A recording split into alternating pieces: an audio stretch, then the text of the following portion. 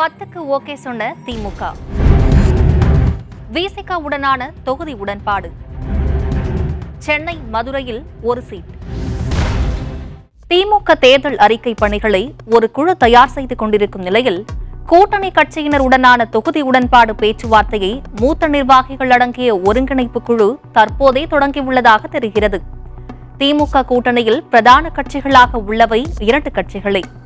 ஒன்று காங்கிரஸ், மற்றொன்று விசிக. இந்த 2 கட்சிகளுக்கும் தொகுதி உடன்பாடு எட்டினாலே பாதி பணிகள் முடிந்துவிடும்.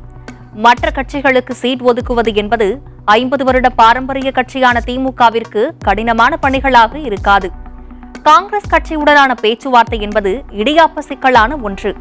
பல அணிகள், ஆதரவாளர்கள், வாரிசுகள், கோஷ்டிகள் என ஆரம்பித்து மேலிட பொறுப்பாளர்களிடம் சென்று இறுதியாக ராகுல் காந்தி வந்து பிரச்சினைக்கு முடிவு கட்டுவதே கடந்த கால வரலாறு. ஆனால் தற்போது விசிக உடனான தொகுதி பங்கீட்டை, அதாவது எண்ணிக்கையை மட்டும் திமுக உறுதிப்படுத்தியுள்ளதாக தகவல் வெளியாகியுள்ளது. 2016 தேர்தலுக்கு பின் மக்கள் நல கூட்டணி உடைந்தது. பிறகு விசிக திமுகவை ஆதரித்து வந்த நிலையில் தற்போது வரை திமுகவிற்கு திருமாவளவனும் விசிக தொண்டர்களும் தோளோடு தோளாக நின்று வருவது அனைவரும் அறிந்ததே. திமுகவிற்கு பின்னடைவு பல வந்தபோதும் அதற்கு விசிகவிடம் இருந்து பலத்த ஆதரவு குரல் வந்த நிலையில் முதலமைச்சர் மு க ஸ்டாலினின் மிகவும் நம்பிக்கைக்குரியவராக மாறினார் திருமாவளவன். 2021 சட்டமன்ற தேர்தலில் 6 சீட்டுகளை பெற்ற விசிக தற்போது அக்கட்சியின் வளர்ச்சி என்பதை சமீபத்தில் நடந்த மாநாடுகளிலும் பொதுக்கூட்டங்களின் வாயிலாகவும் அறிந்து கொள்ளலாம். டிபிஐ விசிக என்ற பொதுவான கட்சியாக உருவெடுத்தாலும் ஒரு சாரார் கட்சி என்ற பிம்பமே நீடித்து வந்தது. அதனை உடைக்கும் விதமாக கடந்த முறை 2 பொது தொகுதிகளில் களமிறங்கி வெற்றியும் பெற்றது. 2006 சட்டமன்ற தேர்தலிலே அதிமுக கூட்டணியில் விசிகவிற்கு 9 இடங்களும் 2011 திமுக கூட்டணியில் 10 இடங்களும் ஒதுக்கப்பட்டது.